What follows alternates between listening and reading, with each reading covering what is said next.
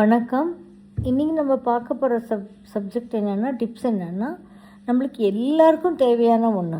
யாருக்குமே இது தேவையில்லைன்னு சொல்கிறவங்க கிடையாது. மோஸ்ட் ஆஃப் த பீப்புள், நான் சொல்கிறத ஒரு 90% ஆஃப் த பீப்புளுக்கு வந்து இது தேவைப்படும்.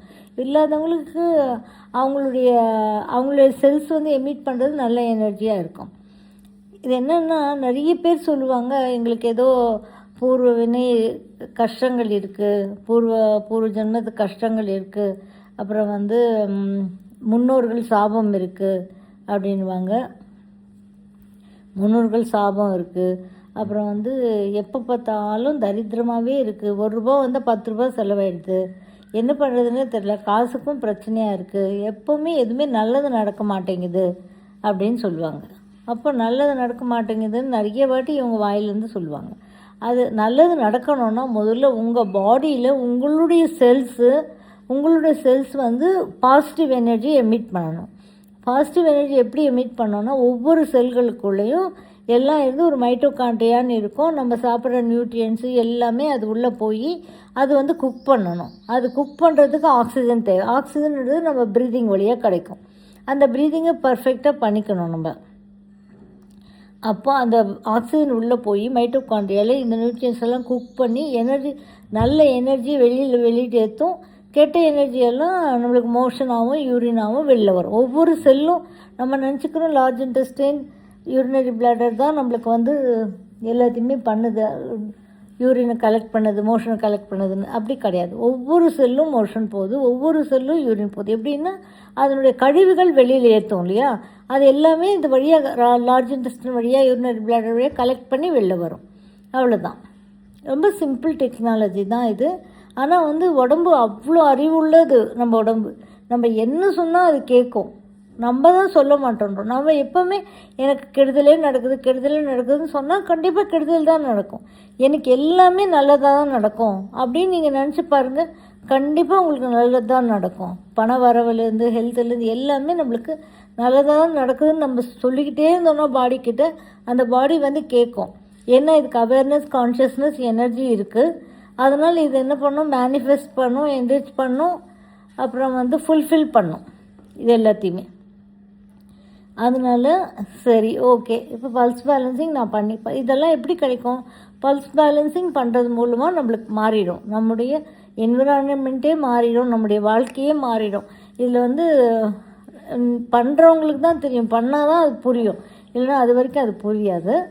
நம்ம வெறும் ஹெல்த்துக்கு மட்டும்தான் நினச்சிக்கிறோம், கிடையாது. எல்லாத்துக்குமே இது வந்து பல்ஸ் பேலன்சிங் வந்து ரொம்ப யூஸ்ஃபுல்லான ஒன்று.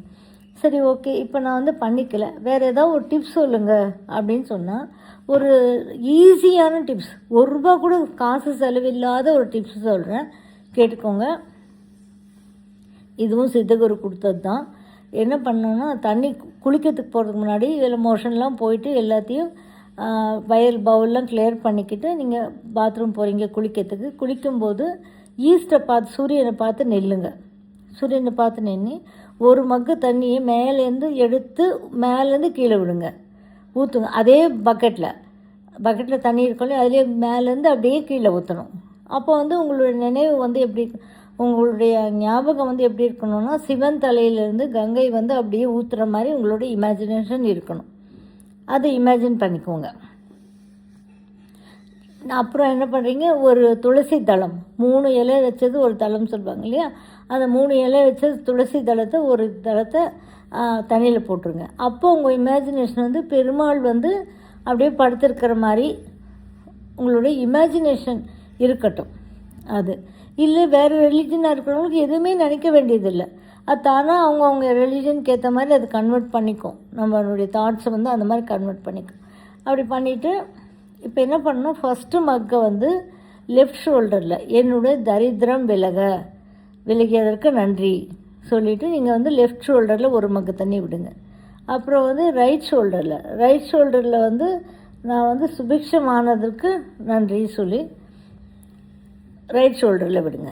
அப்புறம் ஒரு லாஸ்ட் மக் வந்து தலையில் வந்து என்னுடைய நெகட்டிவ்ஸ் எல்லாமே போயிட்டதுனால நான் கம்ப்ளீட்டாக எனர்ஜைஸ் ஆகியிருக்கேன், இதுக்காக நன்றி சொல்லி தலையில் விடுங்க. அப்புறமா உடம்பெல்லாம் குளிச்சுட்டு லாஸ்ட்டில் இருக்கக்கூடிய ஒரு மக்கு தண்ணியை வந்து காலில் ஊற்றிட்டுங்க. காலில் ஊற்றிட்டு வெளில வந்துடுறீங்க. வெளில வந்தோடனே ஃபஸ்ட்டு என்ன பண்ணுறீங்கன்னா முதுகு மட்டும் துடைங்க. முதுகு துடைச்சிட்டு அப்புறம் முகத்தை துடைச்சிட்டு அப்புறமா தலையை துவட்டிக்கோங்க. தலையை துவட்டும்போது என்ன சொல்லணுன்னா, எனக்கு சரஸ்வதி கடாட்சம் கிடைச்சதற்கு நன்றி சொல்லுங்கள். ஏன்னா சரஸ்வதி கடாட்சம் நம்ம தலையில் தான் நம்முடைய 27 நட்சத்திரங்களும் 12 ராசிகளும் 9 நவகிரகங்களும் நம்ம தலையில் தான் இருக்குது. நம்முடைய ஆலோசனைகள் எல்லாமே நம்மளுக்கு நெகட்டிவாக வரக்கூடிய ஆலோசனைகள் எல்லாமே தலையில் தான் இருக்குது. தலையிலேருந்து பார்த்தோன்னா நம்ம எல்லாமே தப்பாக தெரியும், நல்லதாக தெரியும். ஆனால் ஹார்ட்லேருந்து பார்த்தோன்னு வச்சுக்கோங்களேன், எல்லாமே நல்லதாக தெரியும். கெட்டது கூட நமக்கு கெட்டதுன்னு நினைக்கிறது கூட நம்மளுக்கு நல்லதாக தான் புரிதல். அப்போ ஹார்ட்லேருந்து தான் அது பார்க்க முடியும். ஆனால் நம்ம அப்படி பார்க்கறதில்ல, தலையிலேருந்து பார்க்கறதுனால அந்த ஞானம் வந்ததுன்னு வச்சுக்கோங்களேன். சரஸ்வதியோட ஞானம் வந்தால் நம்மளுக்கு 10 ரூபா வந்தால் கூட எப்படி யூஸ் பண்ணணும், எப்படி யூட்டிலைஸ் பண்ணணும் எல்லாமே நம்மளுக்கு புரிஞ்சிடும். அப்போ ஞானம்ன்றது ரொம்ப இம்பார்ட்டண்ட் நம்ம வாழ்க்கைக்கு. சரஸ்வதி இருந்தால் தான் நம்மளுக்கு லக்ஷ்மி வந்தால் கூட நம்மளால் காப்பாற்றிக்க முடியும். பணம் வந்தால் கூட நம்மளால் காப்பாற்றிக்க முடியும். ஞானம் இல்லைன்னா நம்ம எவ்வளோ வந்தாலும் அதை அழிச்சிட்டு போயிட்டே இருப்போம் நம்ம பாட்டுக்கும். அதனால் அந்த ஞானத்துக்கு சரஸ்வதியினுடைய அருள் கிடைச்சதுக்கு நன்றி சொல்லி தொடச்சிக்கோங்க. இவ்வளோ தான். இது எத்தனை நாளைக்கு ஒரு தடவைலாம் கிடையாது, கணக்கு கிடையாது. நீங்கள் எப்போல்லாம் தலை குளிக்கிறீங்களோ அப்போல்லாம் பண்ணிக்கிட்டே இருக்கலாம். டெய்லி நீங்கள் தலை குளிக்கிற ஜென்ஸ் எல்லாம் இருக்காங்க. அது மாதிரி டெய்லி தலை குளிக்கணும், டெய்லியே இதை பண்ணலாம். என்ன பண்ண போகிறீங்க, லெஃப்ட் சைடில் ரைட் சைடில் ஊற்ற போகிறீங்க, தலை மேலே ஊற்ற போகிறீங்க. அந்த வார்த்தையை மனசில் சொல்ல போகிறீங்க, அவ்வளோதானே. ஒன்றுமே இதில் காஸ்ட் எஃபெக்டிவ். இது ஒரே ஒரு துளசி தளம் போட போகிறீங்க, வேறு ஒன்றுமே கிடையாது. தலை குளிக்கும்போது எல்லாமே எந்த நாளெல்லாம் கிடையாது, எல்லா நாள்லேயுமே தலை குளிக்கும்போது இந்த மாதிரி சொல்லிக்கிட்டு நீங்கள் தலை குளிச்சிங்கன்னா டெஃபினட்டாக இது உங்களுக்கு கொஞ்சம் கொஞ்சமாக இந்த ஃபைனான்ஷியல் ட்ரபுள்ஸ் எல்லாமே நீங்கும். ஹெல்த் ப்ராப்ளம்ஸ் எல்லாமே சரியாகும். கொஞ்சம் கொஞ்சமாக நீங்கள் பார்க்கலாம். ஒரே அடியே மாறிடாது எதுவுமே. கொஞ்சம் கொஞ்சமாக ஒவ்வொரு நாட்பட்ட நாளில் கொஞ்ச நாளில் உங்களுக்கு ரிசல்ட் தெரிய ஆரம்பிக்கும். அதனால் இதை மாதிரி இது ட்ரை பண்ணுங்கள். இதனால் இந்த தரித்திரம் போகிறது, பணம் இல்லாமல் இருந்தால் கஷ்டப்படுறது, வேலைகள் நடக்காமல் இருக்கிறது, இது எல்லாத்துக்குமே ஒரு சொல்யூஷனாக இருக்குமா இது. அதனால் ட்ரை பண்ணி பார்த்துட்டு கமெண்ட்ஸில் சொல்லுங்கள். தேங்க்யூ ஃபார் வாட்சிங். பிடிச்சிருந்தால் லைக் பண்ணுங்கள், ஷேர் பண்ணுங்கள், கமெண்ட் பண்ணுங்கள், சப்ஸ்கிரைப் பண்ணிக்கோங்க, பெல் ஐக்கான் ப்ரெஸ் பண்ணிக்கோங்க. ஸோ தட் நாங்கள் போடுற எந்த வீடியோவும் மிஸ் பண்ணாமல் உங்களுக்கு நோட்டிஃபிகேஷன் வரும்.